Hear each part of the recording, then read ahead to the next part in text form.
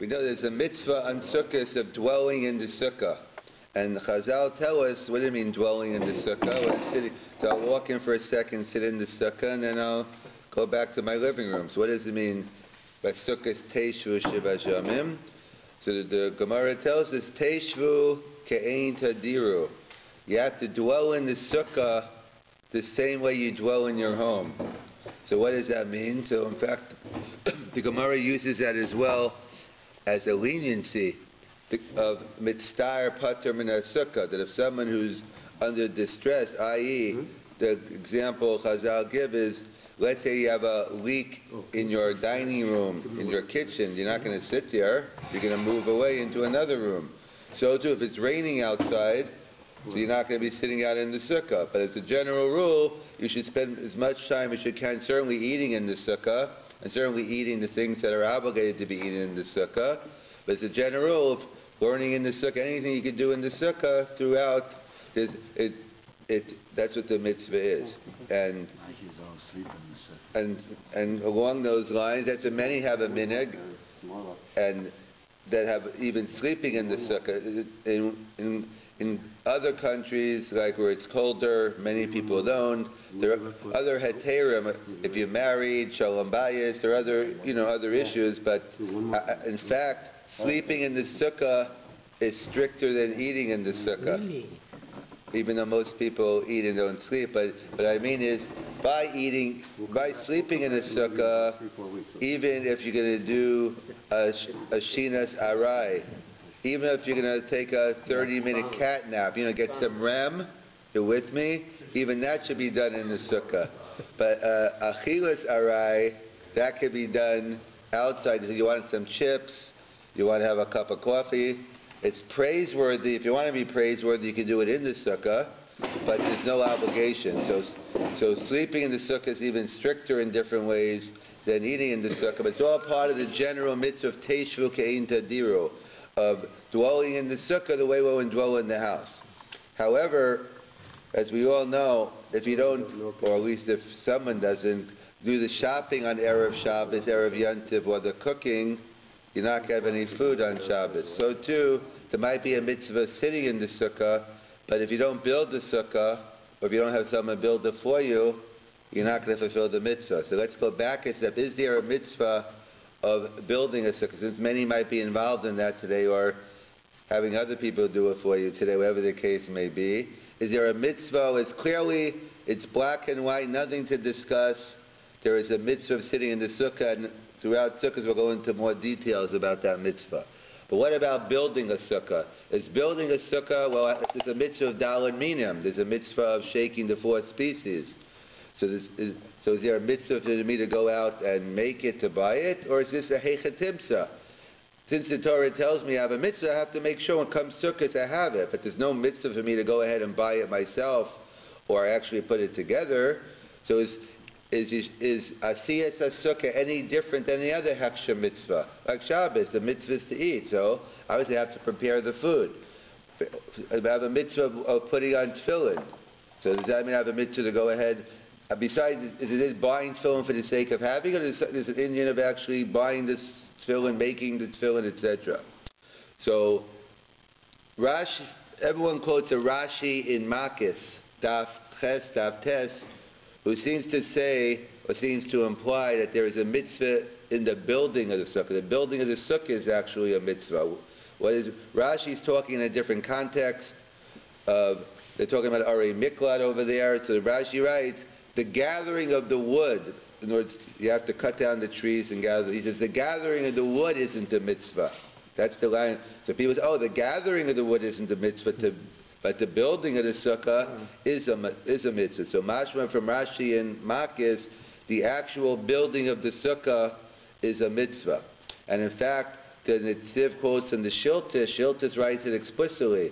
Chayav, a person's obligated to build the sukkah and sit in the sukkah. And if that's not clear enough, we'll go to the Jerusalem Talmud, the Yerushalmi. The Yerushalmi writes explicitly, and that's the Yerushalmi Lishitason, consistent with the view in general. The Yerushalmi writes there is a mitzvah of asiyas sukkah, and not only is there a mitzvah, one should make the bracha. Lasos, whatever al law you want to get into, lasos sukkah, al mitzvah, so whatever the text will be, the Yerushalmi writes, you make a bracha when you're building the sukkah. That's how far the Yerushalmi goes. There are a couple other places the Yerushalmi writes is by sukkah is one of them. He writes here. It's good you didn't have his coffee. That we have it by sukkah. We have it as well by tzitzis. By tzitzis also the Yerushalmi writes there's a mitzvah of making your own tzitzis, and as well as by mezuzah, writing your own mezuzah. And the Yerushalmi writes because by all of them the Torah already talks about its preparation, and that's Chag HaSukkos Taseloch, even though it's in a different context, but it says you should build your own sukkah. So therefore the Yerushalmi writes that you should do it and make a bracha. It's a mitzvah. And same thing by tzitzis. Asu lahem tzitzis. The Torah is telling me about the mitzvah of asiyah. Uksavtam al mezuzos beisecho v'isharecha. Ksiva. You should write your own mezuzah. The Yerushalmi writes by those three places there's a mitzvah to do these things because since the Torah spells it out, that's what the Netziv writes. In contrast to buying a lulav and esrog, you can have anyone pick it out for you. It's a heksha mitzvah stam. It's like any other heksha mitzvah, or like the Rambam writes, or what people say the Rambam holds is that it's clear the Rambam holds by shofar the mitzvah is the shmiyah. So the tekiah, that's like the heksha mitzvah. Obviously, if someone doesn't blow the shofar, I can't hear the shofar. But the mitzvah isn't the blowing of the shofar. The mitzvah is the hearing of the shofar. So by shofar, by lulav, it's a pure heksha mitzvah. However, the Netziv writes he has a new principle. He calls it a heksha mitzvah haksuba b'Torah. If the Torah tells us about the heksha, that takes on a different. It doesn't go as far as the Yerushalmi. It actually calls it the tchilas mitzvah, and you make a bracha. But the Netziv has this minaf kamina, major daf kamina today, whether you should be building your own sukkah or you could give it to someone else to do. Whether you say mitzvah bo yoter mishlucho, as the Gemara tells us in the beginning of the second parak of Kedushin, ha'ish makadesh bo ushlucho. I'm not recommending it, by the way, but halakhically speaking, one can send a shliach for the wedding. In fact, there was a case where it's a big storm and someone couldn't get there.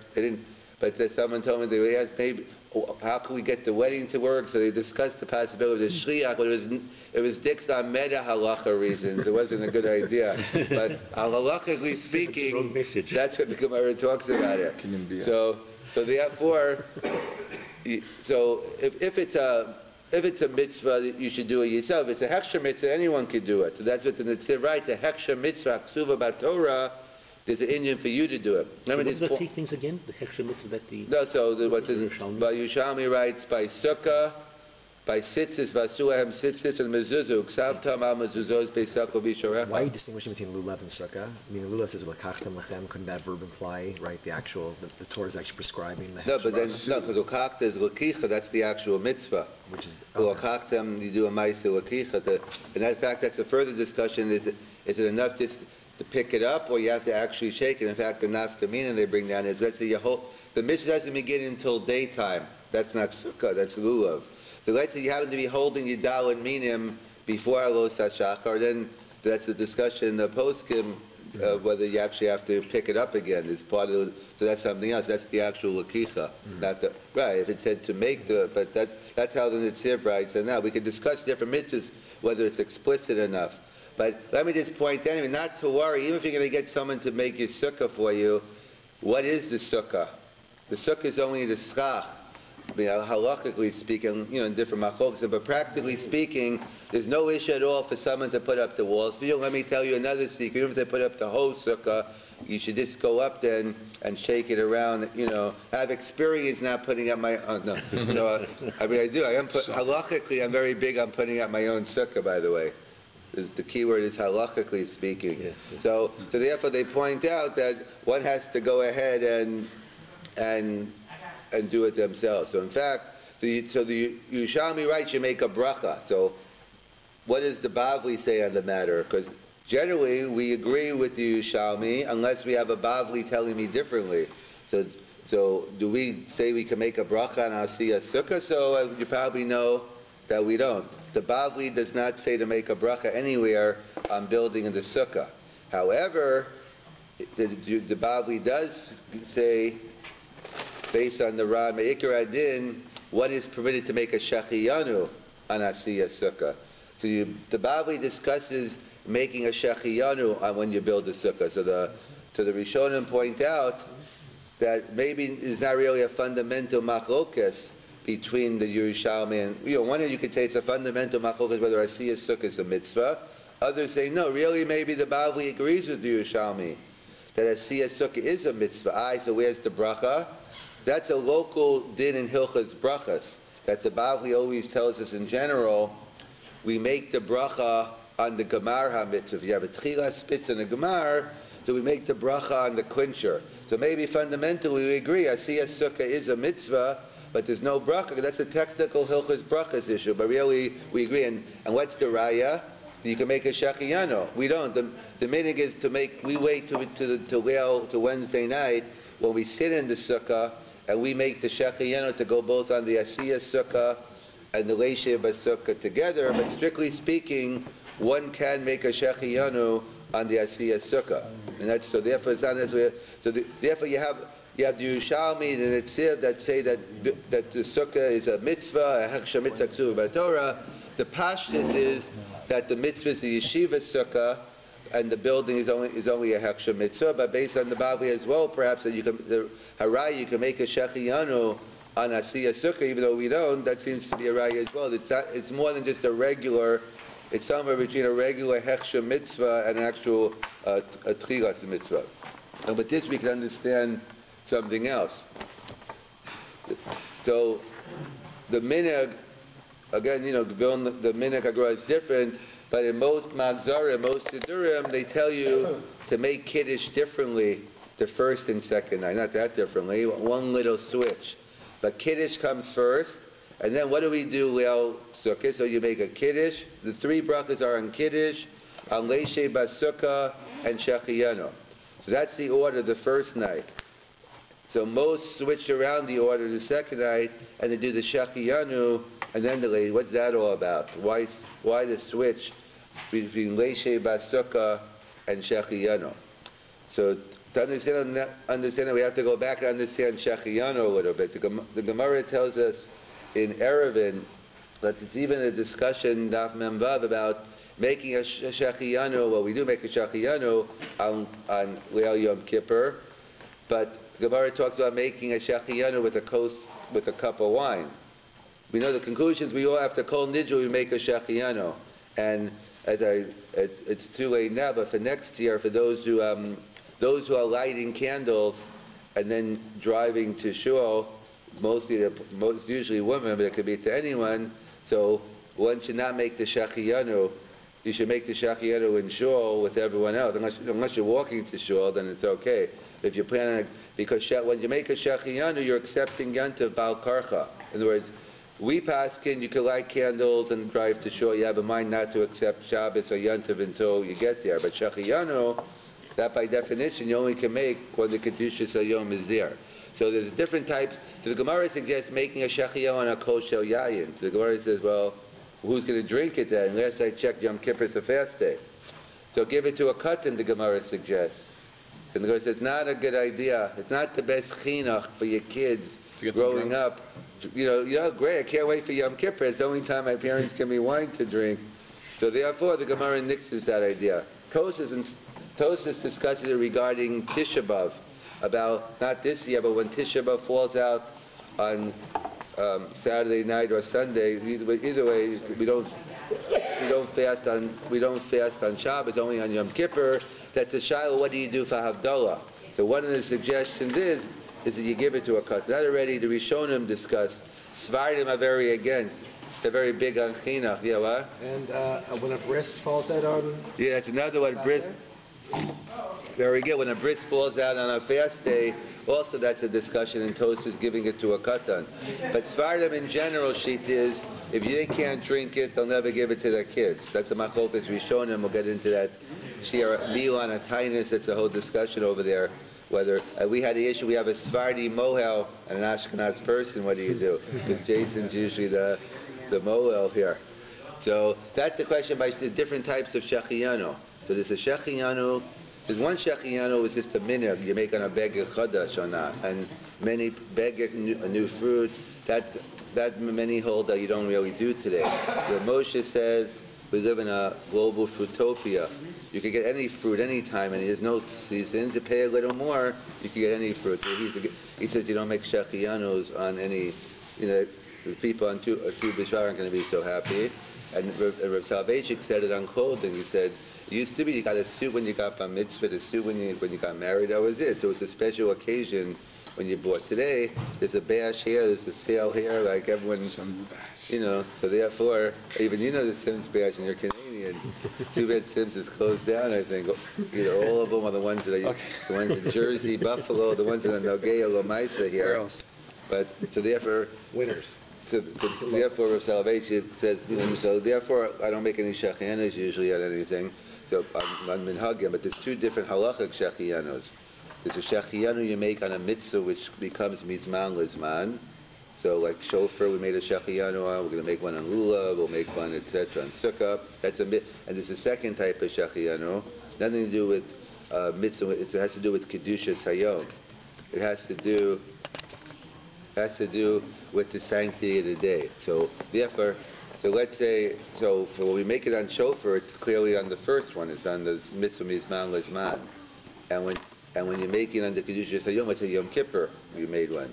See, and lulav we make the next morning. The shaila is sukkah. Sukkah. When does sukkah begin? Most mitzvahs begin during the day, but sukkah, the mitzvah sitting in the sukkah, begins at night, and you're doing it. So therefore, it's really a dul shechianu. So therefore, that's what the Rishonim, Achronim explain. So the first night is sukkah. So what do? You make a shechianu at the end because you want it to go on the kedushas hayom. That's kiddush and the mitzvahs. So therefore, the second night already. So then you're ready to fulfill your mitzvah of yeshiva sukkah. But what do you mean? But it's fake in the yoma. But we pass the shechianu worked on the asiyah sukkah. So therefore, b'diavad yotze anyway.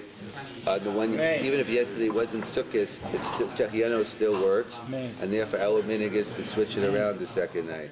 So the Torah is a halachic sefer, and he basically keeps it nice, straight halacha. Only in a couple of areas he goes into more the history and he goes into more detail. And one is Hilchas Sukkah. Instead of just saying there's a mitzvah to sit in the sukkah, keep it nice and simple, black and white, quoting the psukim, he goes into a whole discussion in the Gemara. There's a famous machlokas in the Gemara between Rabbi Eliezer and Rabbi Akiva. When the Torah tells us, Basukkahs teishu shiva shamim, you have to dwell in the sukkah for 7 days. What is a sukkah? So one opinion is, the Gemara, it's different gerses who says what. So one opinion is sukkahs mamish. Literally, they used to build a sukkah. There was no Shalom Village, no Fortinos, no Metro, no Butcher. There was no visitors in, nowhere. It was just a straight midbar, no food, no shelter. And they used to go at it. Each time they used to build the tents and put them down. And the other opinion is no, it was the Anei HaKavod. It was clouds of glory. It wasn't sukkahs, it was the clouds of glory protecting them.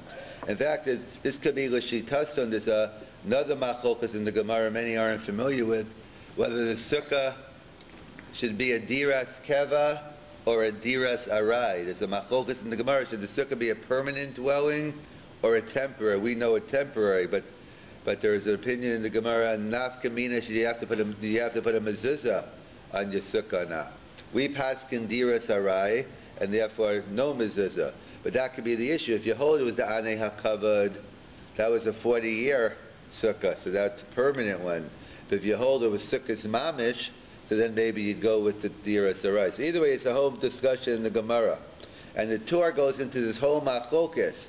And instead of just telling us the regular mitzvah sit in the sukkah, he goes into a whole deal. Why does the Torah, who is usually a straight halachic sefer, go into such great detail about such details of the mitzvah sukkah?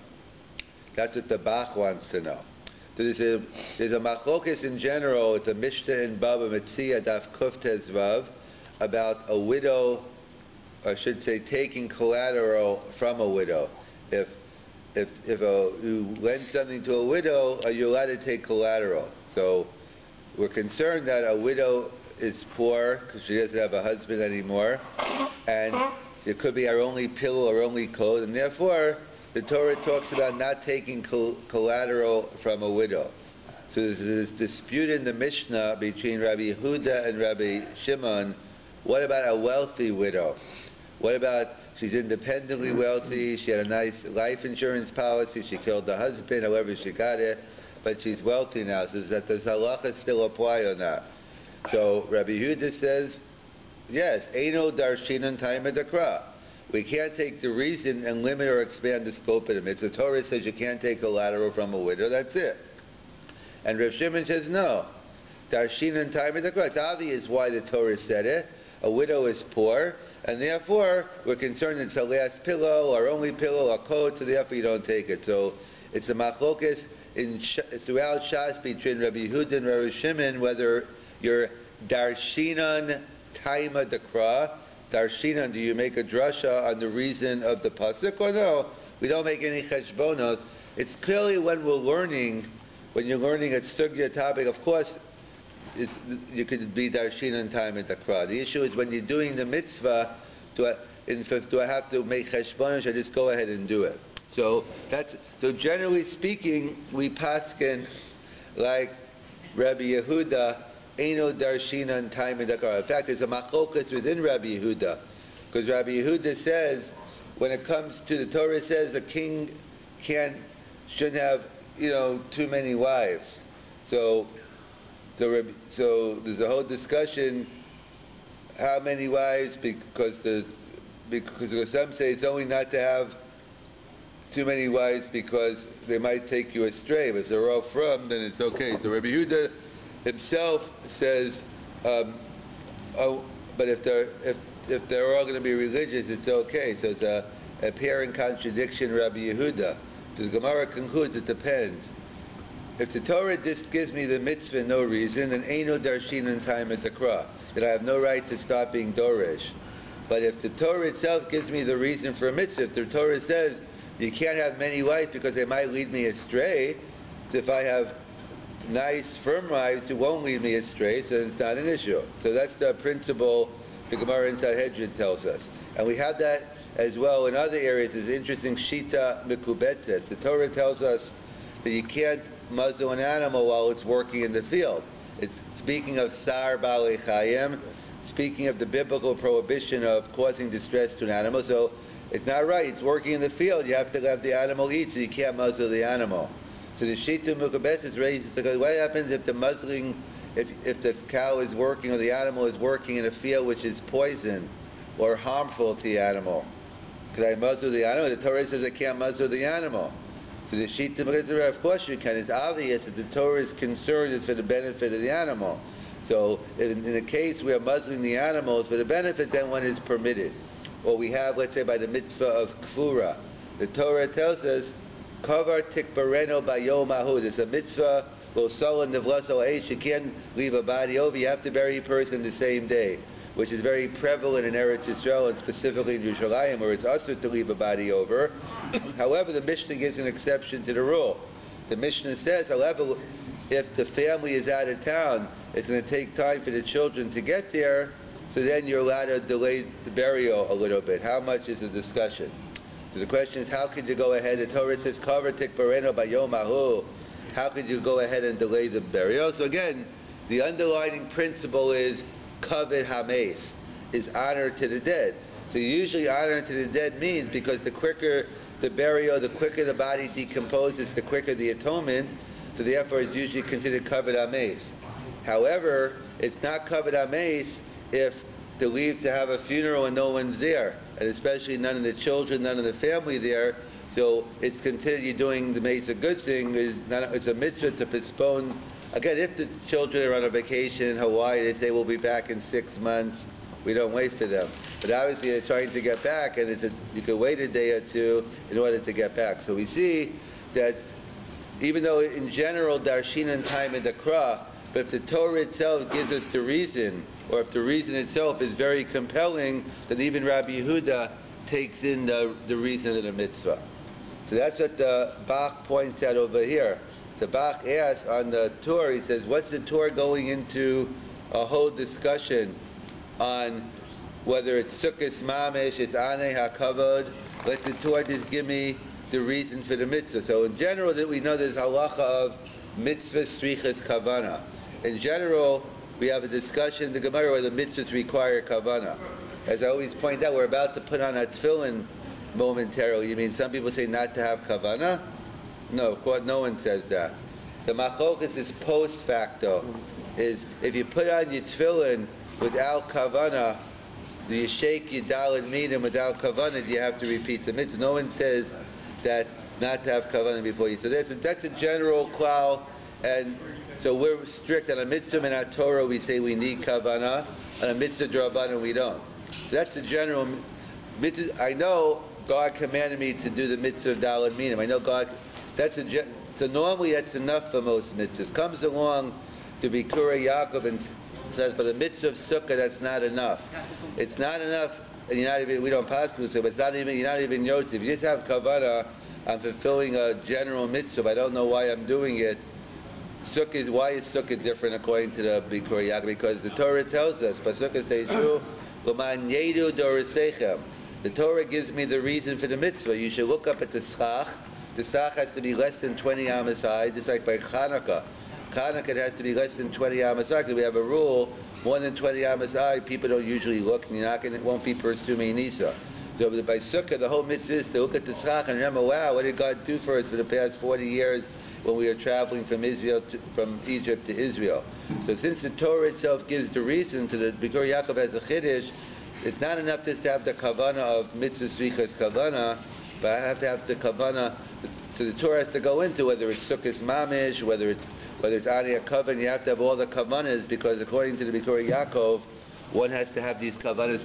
We don't pass like him, but lechatchila, we do. Lechatchila, one should have all these kavanahs of Sukkos Mamish, of Anei HaKavod, because since the Torah, this like in the negative with Darshin and time with the Kra, so too he writes in the positive. When the Torah itself gives a reason for a mitzvah, it's not enough just to have the stam mitzvah svichas kavanah, but you have to have the special kavanah. Ryan, does schach have to be real?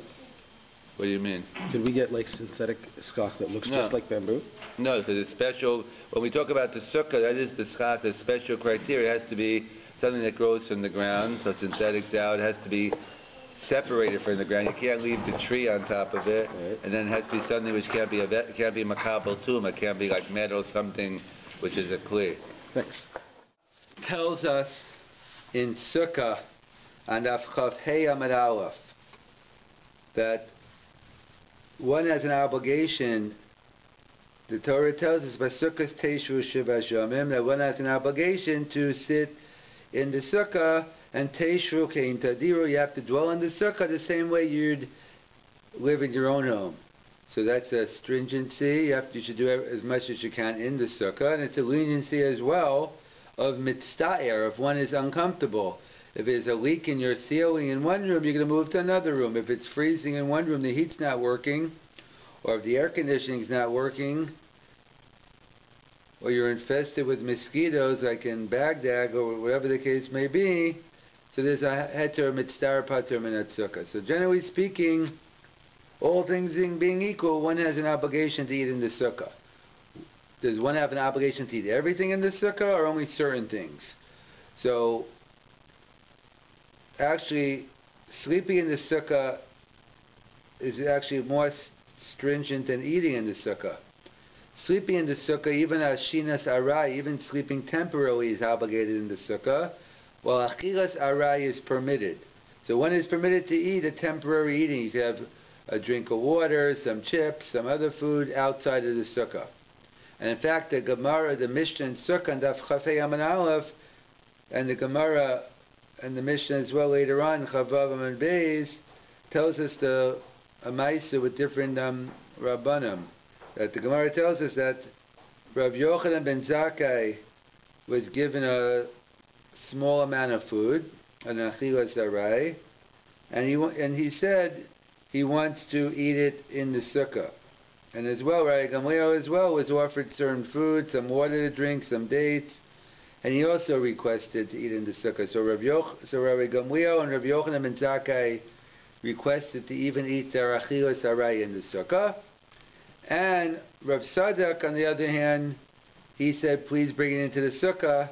I want to eat everything in the sukkah. So the Gemara explains, and it's codified in Shulchan Aruch as well, that and this is true in many areas of the halacha, that there's the core halacha, and then there's the extra. In other words, there's the me'ikar hadin, there's the normative halacha, and then a person wants to be strict. So, me'ikar hadin, one is permitted to eat an achilas aray out of the sukkah, but it's also, on the other hand, if one wants to be strict, it's praiseworthy to be strict and eat everything possible in the sukkah. So, and that's how we pass in Shulchan Aruch, that they're both acceptable, and it's praiseworthy to eat chutz sukkah. So, and this is true throughout. We have many halachas where you have the me'ikar adin, the certain halachas which are negotiable, and some are non-negotiable. So whether it's laws of kashrus, laws of Shabbos, any area of halacha, you have the me'ikar hadin, you have what the halacha, strictly speaking, legally is, and then you have what the chumras may be, and certain times maybe it's good to be machmir, certain times it's not. So we see that Rabbi Gamliel and Rabbi Yochanan ben Zakkai just followed the normative halacha, and Rav Tzadok was machmir. So the Mefarshim point out that Rav Tzadok, Rav Yochanan ben Zakkai, and Rabbi Gamliel were all people, the Gemara in Gin tells us, and that's the Gemara we're going on Tisha B'Av, Nun Hey Amud Beis, Nun Vav. They were rabbinic characters who were involved with the Churban Bayesheni. So some of the commentators wonder, what is the connection between the two? What's the connection between Rabbi Gamliel, Rabbi Yochanan ben Zakkai, Rav Tzadok? What is that? What is sukkah? This halach of eating achilas aray, chutz sukkah. What does it have to do with these characters? So, some want to suggest that it's based on the Gemara in Yuma, and Tesam Beis. The Gemara talks about that we know for the big three, the first Beis HaMikdash was destroyed for illicit relations, murder, and idol worship. However, the Sinas Chinam, the second temple, was destroyed, and we see that the Sinas Chinam, we see which one's worse. Is the first one, it took 70 years to rebuild, but start rebuilding. But the third one was still waiting for it. So we see Sinas Chinam is one of the causes. And in fact, the Netziv and others write, when they talk about the Avos, Sefer HaYashar, how being a Yashar, but the Netziv writes in his Hakdama to Sefer Bereshis, he says during those time people were very meticulous in mitzvahs, they learned Torah. However, if people had different opinions, followed different shitas, so they considered them, they treated them very harshly. So perhaps some suggest that's the lesson of this, of the cause of the Churban Abayis was Sinas Chinam. Again, as Rav Yitzchak Lana writes in the beginning of Parashas Emor, Elo Kohanim b'nei Aaron, v'amart aleim v'nefesh lo yitam v'yamav. That so Rav Yitzchak Lana writes, Emor Kohanim b'nei Aaron. Aaron is Olev Shalom, Rodev Shalom. So unity is a great goal, but at what expense? V'nefesh lo yitam v'yamav. Not to become defiled, make a unity. So of course, we're always looking for achdus and tolerating shitas, but that's only obviously acceptable opinion. Not that we should have sinas chinam even if it's not an acceptable opinion, but one can make a macha over an opinion, over a theological opinion that's wrong. But in terms of, so that's what they point out here, that Rabbi Gamliel and Rabbi Yochanan ben Zakkai were lenient, and Rabbi Tzadok was machmir, and each one, they didn't make front of the other one. Like, what are you doing? You're too frum, you're too machmir, or you're too mako, you're too modern, whatever people call different people. So that's perhaps some explain that's the lesson of the story, and others suggest as follows, that if you look at the Mishnah, if you look at the Gemara over there in Gittin, that Rav Tzadok over there, in trying to prevent the Churban, one of the many things he did, he fasted for 40 years. He tried to get God not to destroy the temple. And Rabbi Gamliel and Rav Tzadok did many things, but they didn't fast for 40 years. So someone has suggested this concept, as the Rambam tells us, of the Shvil Hazav, the golden path, the middle road. All extremes are bad. Of course, when you have a sickness, you have to go to the opposite extreme.